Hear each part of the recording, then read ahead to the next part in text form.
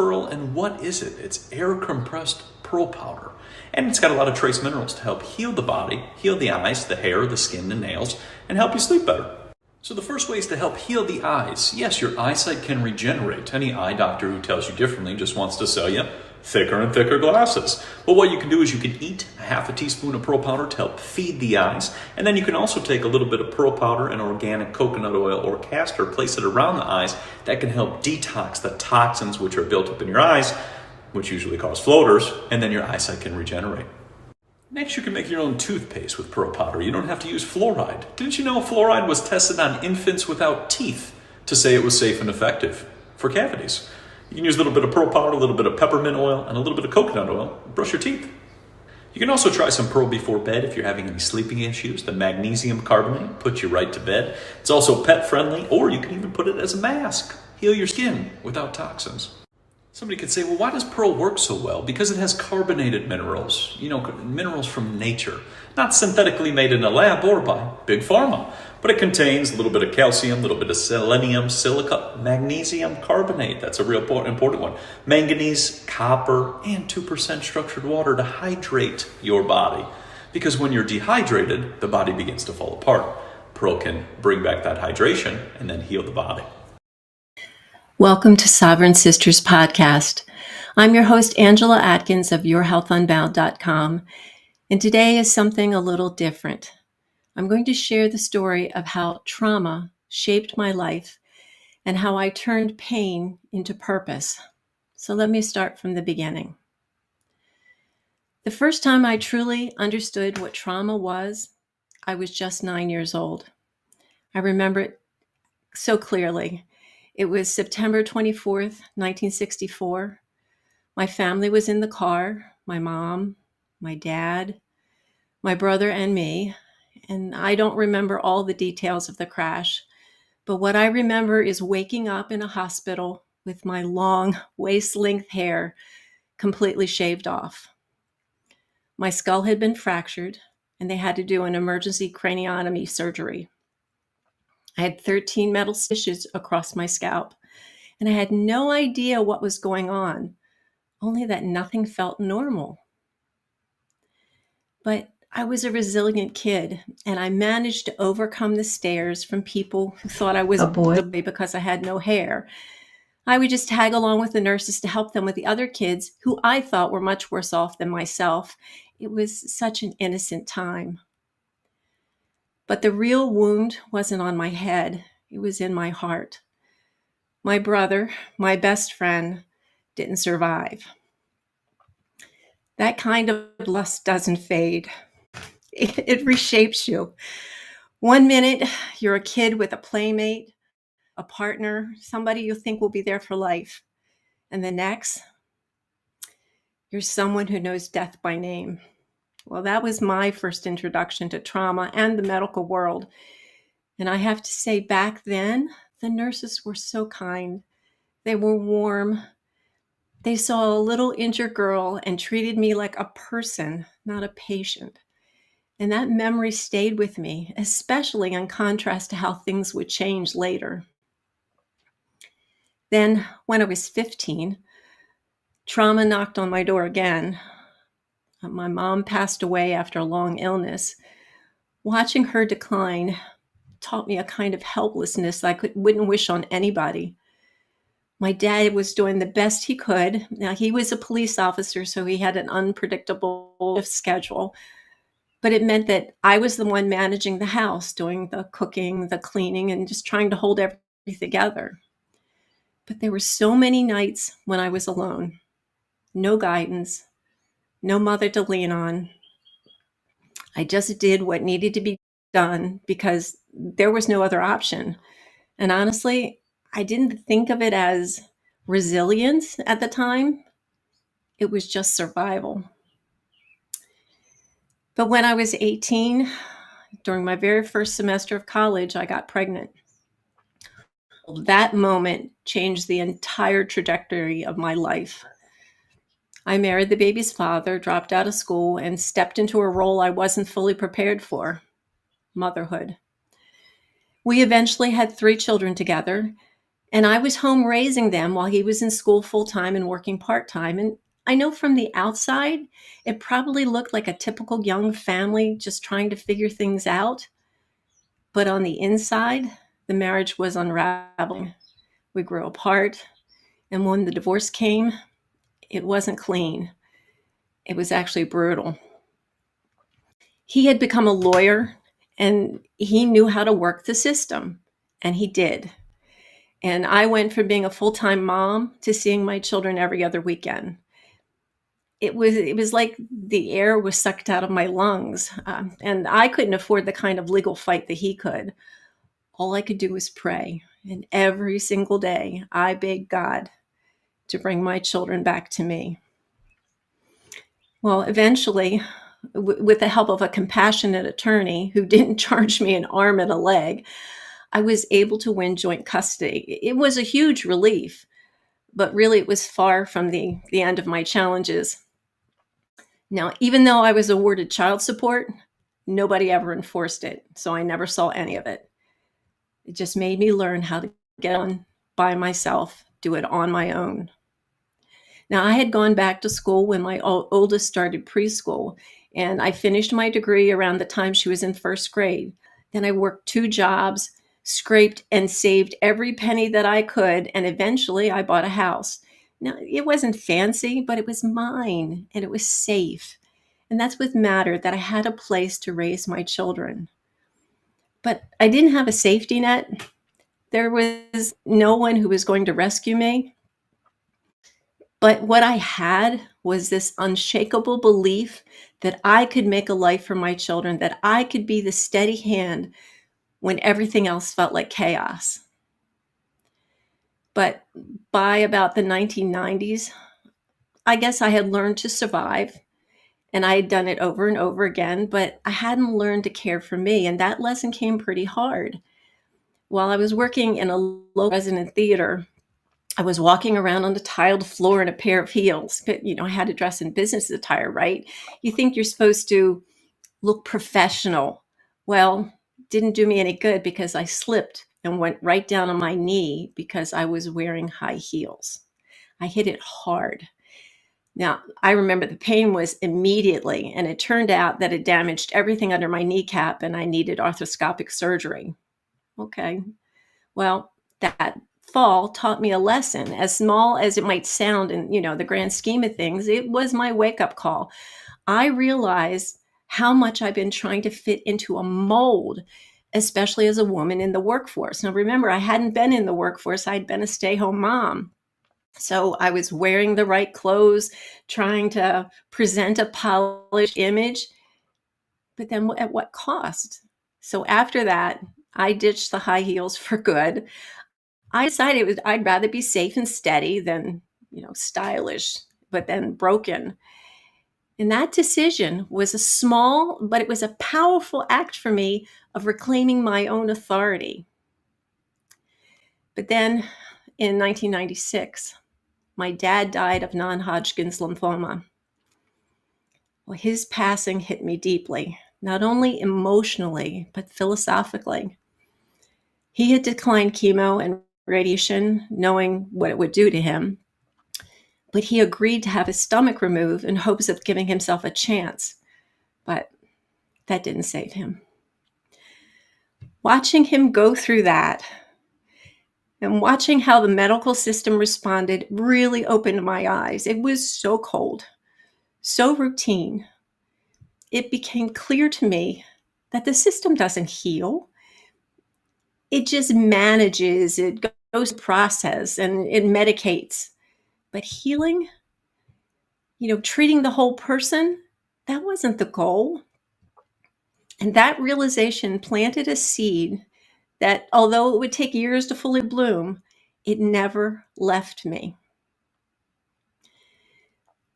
Then in 2008, my health was tested again, this time suddenly and severely. While I was caring for my current husband after his shoulder surgery, I developed abdominal pain. It got worse over several days, and I just kept thinking I could tough it out. My pain tolerance has already been high. I can handle this. Well, eventually I called the doctor, who ordered an x-ray and then told me to go straight to the hospital. I'd been walking around with a ruptured appendix for days. So I underwent emergency appendectomy, and then I was followed by complications due to the rupture. Well, I took time to recover, but after that, within months, I started experiencing these severe migraines. I mean, these were the kinds that really, it dropped me to my knees and left me vomiting from the pain. And because it was so severe, I go to the ER. I went 6 times, 6. And each time they would pump me full of painkillers like Dilaudid, but no one would listen to me when I told them the pain is in my eye, not in the back of my head. They would order CT scans, MRIs, even a spinal tap, but no one would examine my eye. Apparently, eye pain is beyond the ER checklist. Well, finally, at my insistence, I was taken to a different hospital. Of course, you have to keep calling the ambulance to come take you. You know, you're vomiting wildly. I can barely control myself. You need somebody who can handle you. So I said, when I called, can you take me to this other hospital? Because I live in an area that you're supposed to go to the county hospital. And they did. And that was when I was so grateful that my husband, who had become my fiercest advocate, demanded the ER doctors to bring in an ophthalmologist. That demand saved me. Because within minutes, the ophthalmologist diagnosed me with acute narrow-angle glaucoma. He inserted a needle into my eye and drained the fluid, and just like that, the pain lifted. But the damage was already done. I'd already lost the vision in my right eye. I later had surgery. It's called trabeculectomy. It creates a new drainage path for the fluid to drain out of your eye. But I'll never forget what led up to that moment. None of those ER doctors ever looked at my eyes. Not one. Well, that experience cemented something I already suspected. If you want to heal, you better start becoming your own advocate. And that's when I decided to learn how to listen to my own body, because my own health was falling apart. This continued to grow. This was just the first thing. You know, I had the appendectomy, then I had the glaucoma surgery, and my body was shot. I was tired. First, it was just the fatigue, and then there was increasing pain and more pain. And I went from just feeling tired to completely worn out. I felt like somebody had drained the battery on my life and forgot to plug it back in. And here I was again, going back doctor to doctor who just ran tests. They couldn't give me any real answers, so they gave me labels instead. Fibromyalgia, chronic fatigue syndrome. You know, I kind of felt like they were just naming my symptoms just to quiet me, not to help me. And after each appointment, I'd end up with a prescription, just another pill. And it's like they were guessing at what was trying to make me feel better, but it didn't work. And in the meantime, my weight just climbed. And as I said, my energy was gone. It just vanished. And I still had to work. So I was still doing everything I had to do, but inside, I was crumbling. And there was no one, absolutely no one had a solution that looked like healing. Everyone I saw offered ways just to suppress the symptoms. Well, that was my breaking point. I remember thinking, if I don't figure this out for myself, I'm not going to make it. I knew I'd make it emotionally or physically. I had hit the wall, and I knew I'd have to find a way over it, around it, or go straight through it. So when I finally made that decision to take my health in my own hands, I didn't know where it would lead. I just knew I was on a path that contained endless prescriptions, vague diagnoses, doctors who were dismissive, and it wasn't going to get me anywhere I wanted to go. So I started reading. And this wasn't just casual reading, but I was obsessed. I read books, I watched webinars, I listened to interviews, I dove into Summit. I became a student of real health. not the kind sold in pharmacies, but the kind that's built in kitchens from choices that you use with consistency. This is where I discovered the healing power of nutrition. And I don't mean dieting, I mean real food.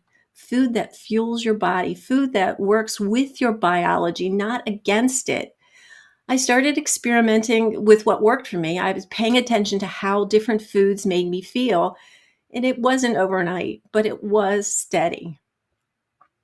So, about 6 months after I committed to this shift, I had lost 55 pounds. Now, this was without pills, without gimmicks, and I was never hungry.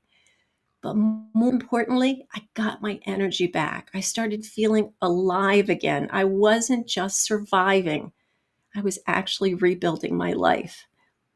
Then something clicked. Why doesn't everybody know this? Why isn't this being taught in every doctor's office, in every hospital? Every kid should learn about it in school and in the school cafeteria. Well, that thought became a calling. I didn't just want to heal. I wanted to help others to do the same. I got certified as an integrative health and nutrition coach, not once, but 3 times, going through 3 different programs because I wanted a full perspective. I wanted to see things through different lenses. I wanted to understand different philosophies. I just didn't want to be like everybody else, echoing the latest wellness trend. I wanted to be informed. I wanted to have solid ground to stand on. And so I prepared myself. So I did it to myself. I reversed my symptoms. I got back my life through nutrition, through knowledge, and with my faith. And that's when Your Health Unbound was born, to help others to do the same. Well, for me, it wasn't just a business. It was a mission, and it still is a mission.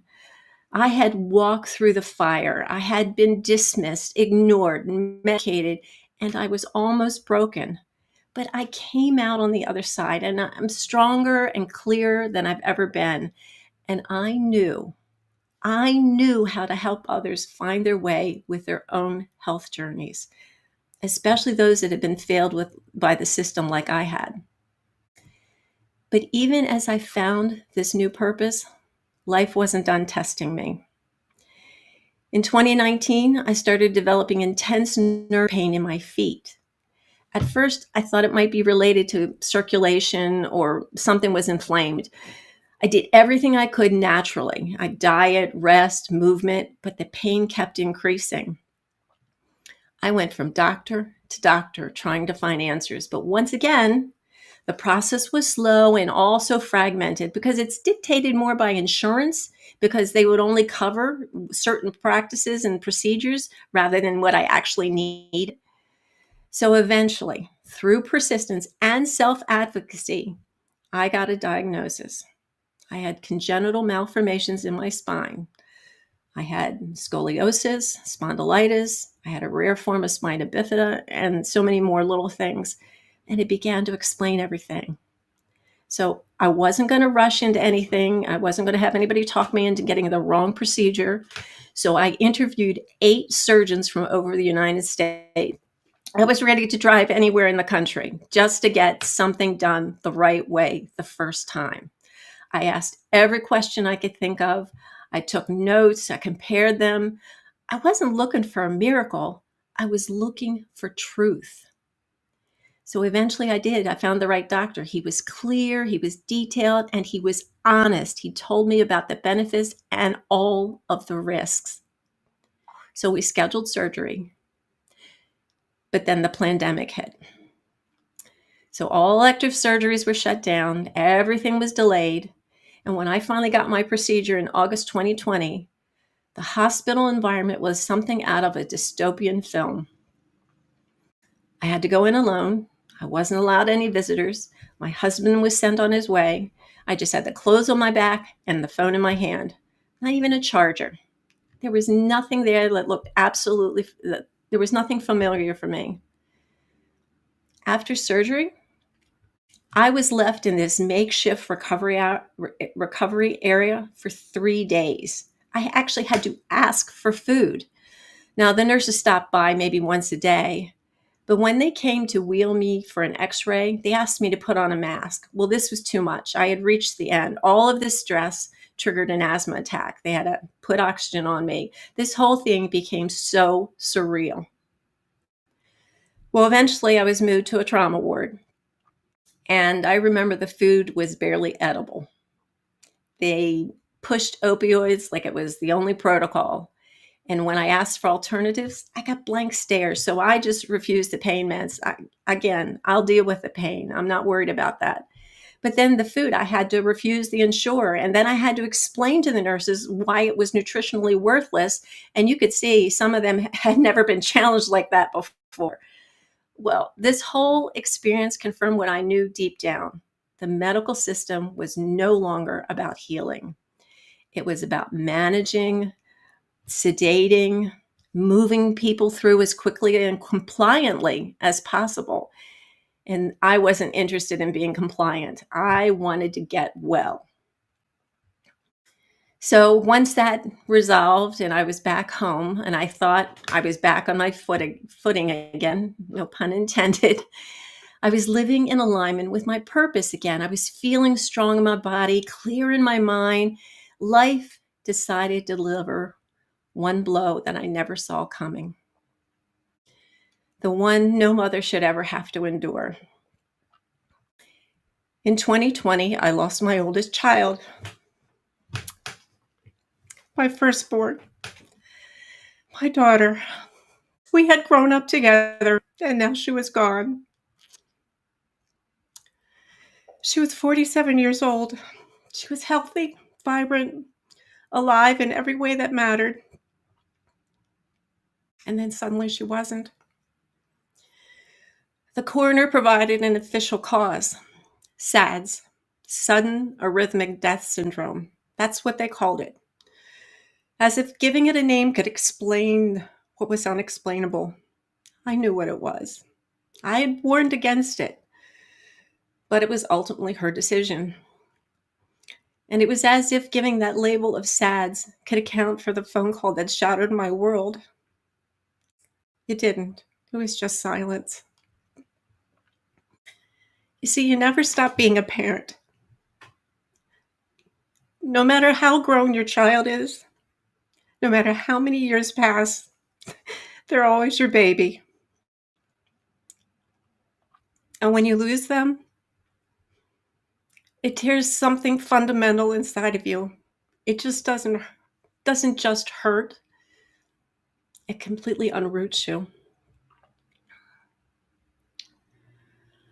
I don't have the words to describe the pain, and maybe that's the point. Maybe some pain lives beyond language. There were moments after her death when I didn't think I could keep going. I'd faced a lot in my life. Loss, illnesses, betrayal, injustice. But this was something else. It was raw, totally merciless. It nearly paralyzed me. And on top of it, today would have been her wedding anniversary. But her husband died 10 years ago, and now she's gone. But I still celebrate the time they had together. But through all the grief, through all the anger, through all the aching questions I knew would never be answered, God never left me. I know that sounds simple, maybe even cliche. It's not. It's the truth. When I couldn't stand, He carried me. When I was drowning, He kept my head above water. I literally cried out to Him, and He met me in the darkest place I've ever been.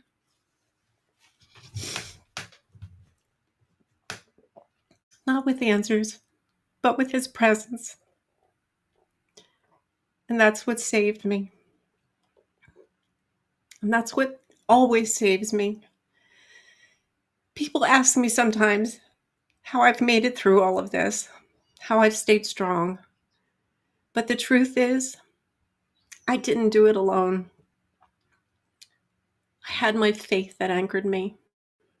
It's like grit forged in the fire.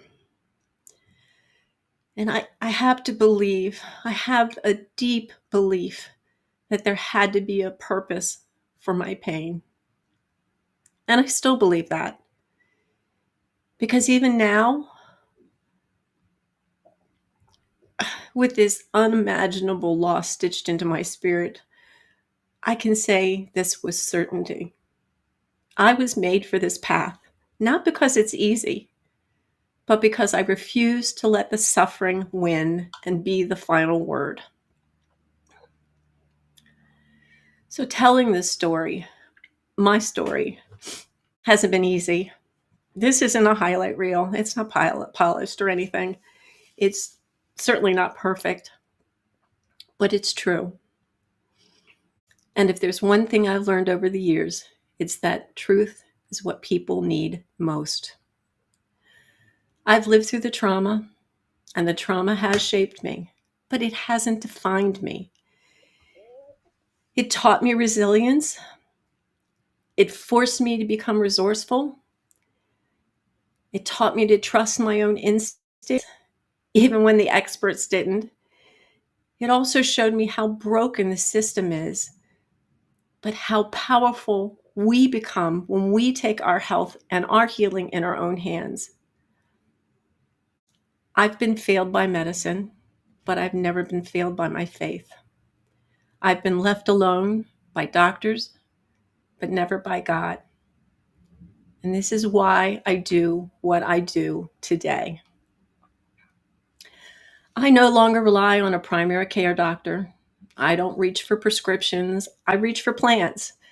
I go for movement, for energy, for foods that heal. I reach for what's natural, what's whole, and what connects me to creation. And most of all, I listen to my body because it speaks a language I finally learned to understand. And that's what Your Health Unbound is all about. It's not just about nutrition and wellness, it's about freedom. It's about unlearning everything that told us we had to suffer, we have to obey or settle. It's about breaking the chains, the mental, physical, spiritual, and relational chains that keep us small, sick, and silent. I share this story because someone out there needs to hear it. Maybe it's you. Maybe you've been told that your symptoms are just stress. Maybe you've been passed from doctor to doctor with no answers. Maybe you've been gaslit, dismissed, and it's worn you down to the bone. If that's you, please hear me. You're not crazy. You're not broken. And most of all, you're not alone. There is another way. There is hope. There is healing, and it doesn't come from a pill bottle. It comes from within. Now, telling this story has been hard, but necessary, because everything I've lived through, every wound, every battle, has led me to this moment. And after all the medical failures, the personal losses, the slow, grinding realization that our institutions are not built to protect us, I began to see the full picture, especially during the COVID era. This was the turning point for me, not just in health, but in awareness. I watched in real time as fear became a weapon. I saw how quickly people handed over their rights, their critical thinking, even their bodily autonomy, as my daughter did, in the name of safety. I saw cruelty disguised as care, coercion passed off as compassion, and apathy running rampant in places where healing should have lived. I couldn't stay quiet. So I started speaking out, first in small ways, in private groups, or people to stay strong, to question everything, to resist the false narratives being pushed on us day and night. I told them, you are not crazy for asking questions. You are not selfish for protecting your body, and you're not alone. It was through one of those groups that I met Tammy and Lisa, two passionate, wise women who were just as fired up as I was. We got talking, and before long, the Sovereign Sisters podcast was born. For me, that podcast wasn't just a show. It was a platform for empowerment.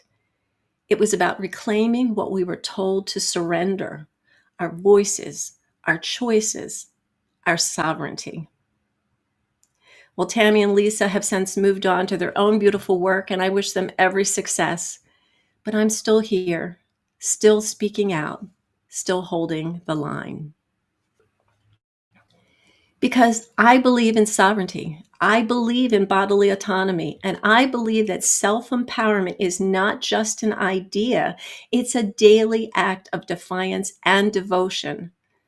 I tell people all the time, take the trauma that life has handed you and forge them into a sword of spirit. Use them, wield them, let them make you stronger, not smaller. Put on the full armor of God and stand. Because this world will test you. But you were made for more than just survival. You were made to rise and thrive. I want to thank you for walking with me through this story. If it resonated with you, please share it. Speak your own truth. I want to let you know that I'll be taking off next week to celebrate my 70th birthday. God willing, I will see you in 2 weeks. Until next time, stay curious, stay sovereign, and above all, stay unbound. God bless.